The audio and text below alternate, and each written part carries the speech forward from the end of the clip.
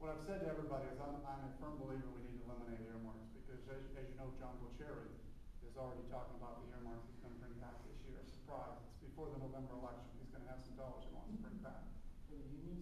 But there are some earmarks that I do think are important. Now I say we should eliminate 99.9% of earmarks. The only earmarks I believe that we should ever maintain are the ones that support our military, the ones that give us a better military advantage, and the ones that can be proven, and the ones that if a congressman's going to say we need this in our district because it's going to help our military, that you would put that up on the internet and say, here's why I want it, and here's what I believe in. That's the only earmark. Otherwise, I think we should suspend all earmarks. We'll open up the debate on all earmarks. Pretty interesting debate going on, and I'll add this because earmarks are sort of like the 7 warning signs of cancer. The more earmarks you have, the greater the danger to your physical health, and it's a very bad situation. But I like the scalpel approach because the plus-ups that come in the military budget, especially with this Department of Defense, they're cutting submarines, they're cutting fast attack destroyers, they're cutting aircraft. These are where the plus-ups come. Those are earmarks. But the plus-ups on the DoD side are crucial. And there's one area where I've always been kind of not with the gang, because Eisenhower built the interstate highway system, and he did so for national defense. And I've always believed that roads are something you can earmark, and that local people know where to build the roads. You don't want DOT bureaucrats to do the road building. But that's the only 2 exceptions I make are DoD and transportation. And I hope that most of our party stays committed to that. Campbell, I use him again because I know it so well, he's getting beaten over the head because he didn't put in an earmark to dredge the Back Bay in Newport Beach. Newport Beach is rich. And he looked at me and said, we're broke. We're just going to take the money from some place that doesn't have any money and send it to Newport Beach. Are you crazy? And he did polling on this. 85% of the voters in that district agree with that. So I think these earmarks, I think a corner has been turned. I'll bet you that's true in the 16th as it is out in California, that most voters understand this stuff is poison. Most of them. I'm not as articulate as yourself, so I'm just going to ask this pretty frank. For instance, right now we have this situation in Congress with respect to this financial reform, which originally Republicans were adamantly against until the damn poll numbers showed them that people don't like the banks. So now we have to get on board with this financial reform situation, which I think truthfully could wind up hurting us even more than the healthcare debacle. So my question to you, sir, is how do you articulate your message and stand firm against those types of ploys driven by the liberal media to make you vote for something that you know damn well is wrong? For instance, financial reform.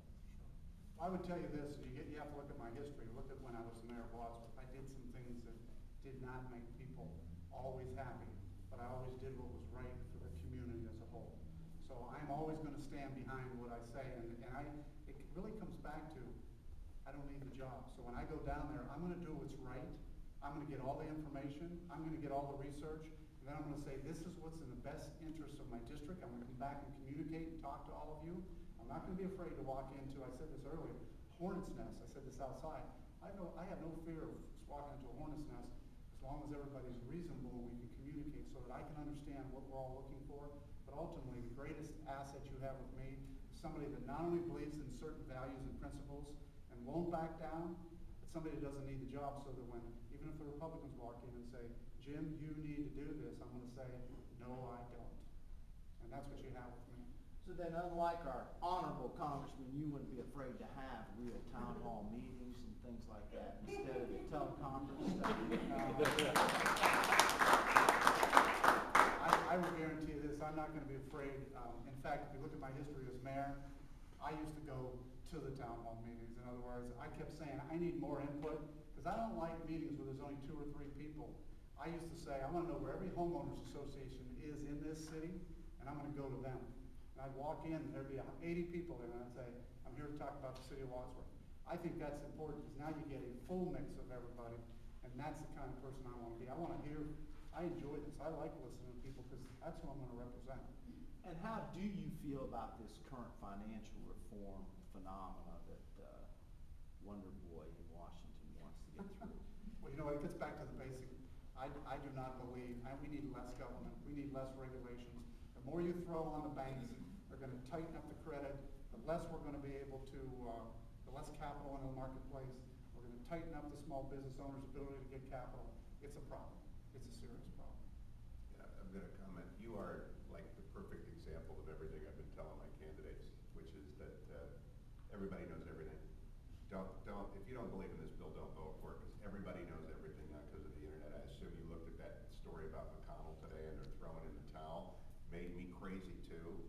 They've still got this damn new agency in there that's gonna be at the Fed, which is gonna crush small business lending, and so maybe they'll get rid of it in the end. That's what's giving me heartburn, is they got this new agency.